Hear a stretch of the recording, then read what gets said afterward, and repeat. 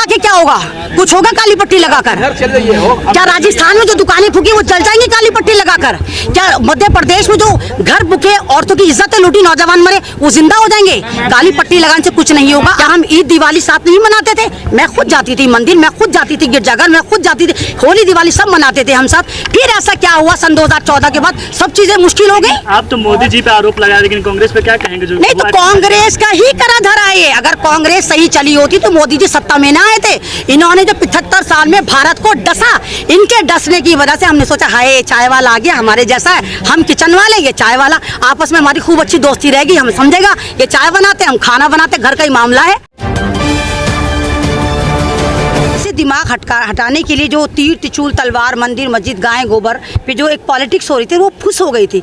अब नया फंडा निकाल के लाए, कभी तो हिजाब पे पीछे पड़ जाते हैं, कभी मस्जिद के पीछे पड़ जाते हैं, कभी अजान के पीछे पड़ जाते हैं। तो ये सारी स्ट्रैटेजी है। इसके पीछे आप देखो लीमू कहाँ कर दिया, 400 रुपये किलो कर दिया, पेट्रोल 125 पार हो गया, और भक्त कुछ हाँ मुल्ले काटे जाएंगे, मुल्ले काटे जाएंगे। भक्तों को बस ये बस मुल्ले काटे जाएँ, पेट्रोल 1000 के पार हो जाए, क्योंकि मोदी जी की पास की नज़र तो बहुत कमज़ोर है, दूर की नज़र मोदी जी की बड़ी काम करती है। यूक्रेन में ये हो गया, पाकिस्तान में इमरान खान मर गया, जिंदा हो गया, ये आएगा वो आएगा, अमेरिका ये कर रहा है, लेकिन मोदी जी की पास की जो नज़र है वो काम नहीं करती कि भारत में हो क्या रहा है। लेकिन मैम महंगाई मुद्दा तो नहीं है ना? तो महंगाई मुद्दा किसका मुद्दा है? अगर हम कोई सरकार चुनते हैं तो क्या महंगाई की जिम्मेदार मैं आपका गिरेबान पकड़ूंगी? लीमू 400 रुपये किलो हो गया, किसका गिरेबान पकड़ूंगी? सरकार का गिरेबान पकड़ूंगी। ये सरकार हमारी तानाशाही नहीं है, बादशाह नहीं है।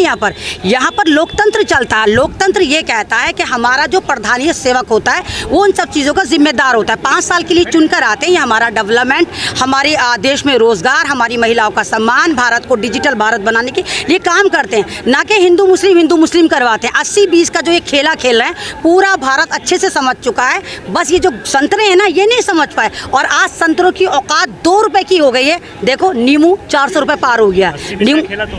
80-20 का खेला हुआ, लेकिन 80-20 के खेले में ना जो नासमझ लोग हैं वही इसमें कर रहे हैं। आप बहुत सारे आप अगर सोशल मीडिया को आप देखते हैं तो सोशल मीडिया पे मुस्लिम से ज़्यादा जो मेरे हिंदू भाई हैं वो पोस्ट कर रहे हैं। आज मैंने एक पोस्ट देखी, उसमें लिखा कि मैं मंदिर पे जाके भगवा फहराऊंगा क्योंकि मेरी माँ 5 किलो राशन की लाइन में लगी है। ये किसी मुसलमान ने नहीं करा। मुसलमान करता तो शायद यूएपी लगा देते, उसके घर पे बाबा का बुलडोज़र या मामा का बुलडोज़र चल गया होता, या अधर्मी अपना संसद उसके घर में जाके सजा देते और फिर कहते कि रामनवमी में पत्थर फेंका, चाहे पत्थर होता भी ना। तो ये ड्रामा ज़्यादा दिन तक नहीं चलेगा। आप एक गिलास में उतना ही पानी भर सकते हैं जितना भरा जाएगा। कितना आप किसी का सब्र आजमाएंगे? आप मुसलमानों को सिर्फ इसलिए इंस्टिगेट कर रहे हैं कि वो मुसलमान हैं, वो इस्लाम पर चल रहे हैं। आपको अजान से प्रॉब्लम है, आपको हिजाब से प्रॉब्लम है, आपको मस्जिद से प्रॉब्लम है, आपको सिर्फ मुसलमान से प्रॉब्लम है। आप चाहते क्या हैं? आप मुसलमान का जेनोसाइड करना चाहते हैं। और ये बात मैं नहीं कह रही है, अमेरिका की बड़ी बड़ी ऑर्गेनाइजेशन कह रही हैं कि भारत जेनोसाइड की तरफ पूरा मुकम्मल तौर पर खड़ा हो चुका है। 8 जो उसके स्टेप हैं पूरे हो चुके हैं, 2 स्टेप बचे हैं, अब भी सुधर जाओ। यानी कि पूरा का पूरा इन्होंने एक कोऑर्डिनेट कर रखा है कि हम 20 लाख मुसलमानों को मारेंगे और उसके बाद जो 35 करोड़ मुसलमान हैं वो भारत छोड़कर भाग जाएंगे। कहाँ भागेंगे? तुम्हारे बाप का भारत है। इनकी माँ जहेज में लेकर आई थी भारत को। जो भारत छोड़ के मुसलमान भागेगा? नहीं भागेगा भारत को छोड़ के मुसलमान, क्योंकि हमारे पास खुला ऑप्शन था कि हम पाकिस्तान जाते, हम नहीं गए थे क्योंकि हमें अपने भारत से मोहब्बत थी। भारत का हर पेड़ गवाह है कि यहाँ पर मुसलमानों ने फांसी दी है। जिस मुल्लाओं को ये बदनाम करते हैं, जिस मस्जिद को ये बदनाम करते हैं, अगर आपको याद हो दारुल देवबंद के 33,000 जो इमाम थे, मौलवी जो इमामत का वहाँ कर रहे थे, वो कुर्बानी पर लटके थे। आप इंडिया गेट उठाकर देखिए, कहाँ पे किसी संगी का नाम लिखा है? क्या किसी संत ने कुर्बानी दी? किसी भगवान ने कुर्बानी दी? किसको कह रही हैं आप? अरे नागपुर की नाजायज औलादों को मैं संतरा कह रही हूँ, मैं आरएसएस को संतरा कह रही हूँ। कौन है वो? ये सारे के सारे ये मोहन भागवत के जितने भगोड़े हैं यही सारे के सारे इधर भाग गए, मध्य प्रदेश भाग गए, कर्नाटक भाग गए, इधर ये भगोड़े भागते रहेंगे। और मुझे पता है कि भारत लोकतंत्र से चलता था, भारत लोकतंत्र से चलेगा।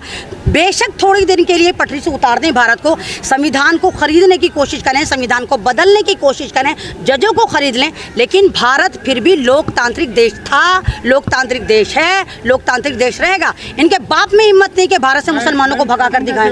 खत्म कैसे होगा? दोनों का खत्म इस तरह होगा कि आप लोगों को, तमाम लोगों को इसमें आगे आना होगा। अगर मुसलमान पे आँच आती है, आपको भी आगे आना होगा। नहीं तो मैं तो आगे हूँ, मैं आगे हूँ तभी तो आप पीछे हैं मेरे। जब तो आप माइक लगा के मेरे पीछे मेरा इंटरव्यू ले रहे हैं, जब मैं आ गई हूँ जब तो ले रहे हैं ना आपको पता है कि ये आवाज़ उठा रही हो, लगातार उठा रही है, जब तो आप मेरा इंटरव्यू ले रहे हैं ना। मैं तो आ गई हूँ, मैं तो हर जगह अपने पे FIR करवा लेती हूँ, कुछ भी बोल देती हूँ। मैं सरकार का जुल्म बर्दाश्त नहीं करती और ना मैं मुसलमानों की आवाज़ उठाती हूँ। किसी भी कम्युनिटी पे जुल्म होता है मैं उसके खिलाफ आवाज़ उठाती हूँ, चाहे वो दलितों पर हो, चाहे वो किसानों पर हो, चाहे वो जवानों पर हो, चाहे वो हिंदुओं पे हो, चाहे किसी पर भी हो। मैं हर जुल्म के खिलाफ आवाज़ उठाती हूँ और अब तक 4-5 FIR करवा चुकी हूँ। आपको यूएपी से डर नहीं लगता? नहीं, क्या होगा अगर जेल में डालेंगे ज़्यादा क्या करेंगे?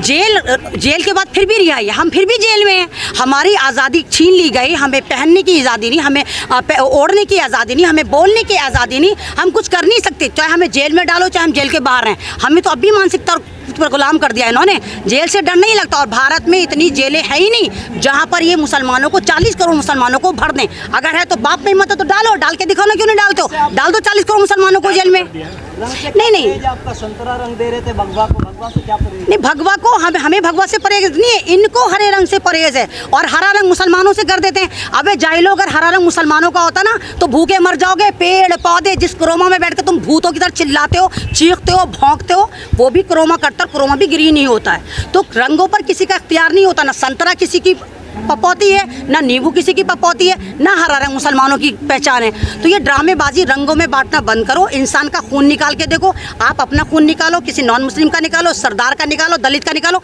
सबका लाल है। हमारी आंखें भी दो हैं, तुम्हारी आंखें भी दो हैं, 4 तो नहीं है हमारी किसी की।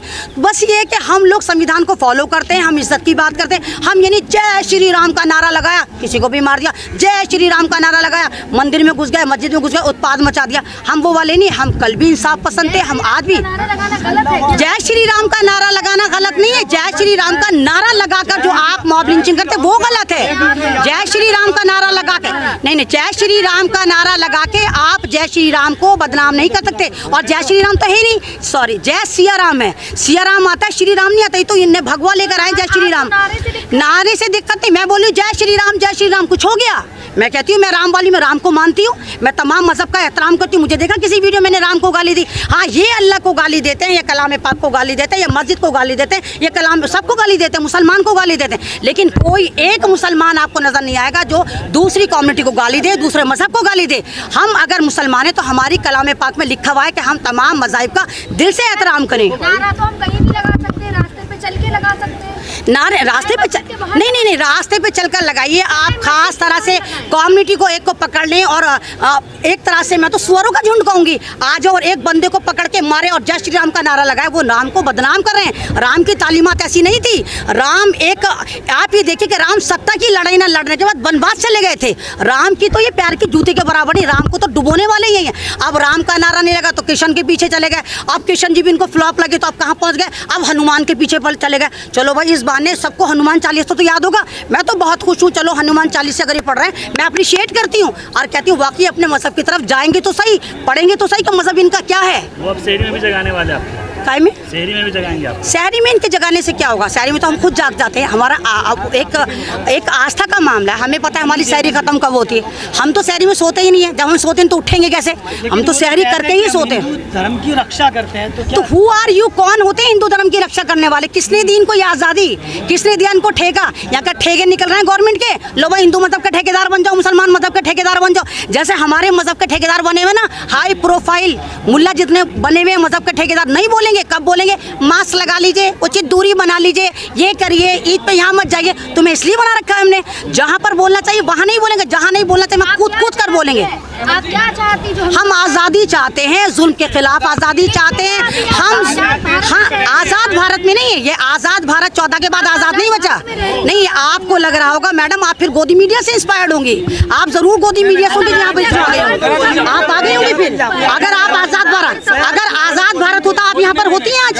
आप यहाँ पर क्यों आई आज? आप जुल्म के खिलाफ, आपको पता था प्रोटेस्ट है, तभी तो आई। आज़ाद भारत नहीं था तभी तो आप यहाँ पर आई। अगर सब कुछ चंगसी होता आप यहाँ पर आती, मैं रोजे में यहाँ पर आती नहीं। आज़ाद भारत नहीं है, आज़ाद भारत सिर्फ लिखत में है। आप मुझे इंस्टिगेट नहीं करेंगी फालतू में। आप अगर आज़ाद भारत होता तो रोजे में हम लोग यहाँ पर खड़े होकर रिश्ता हो रहे होते।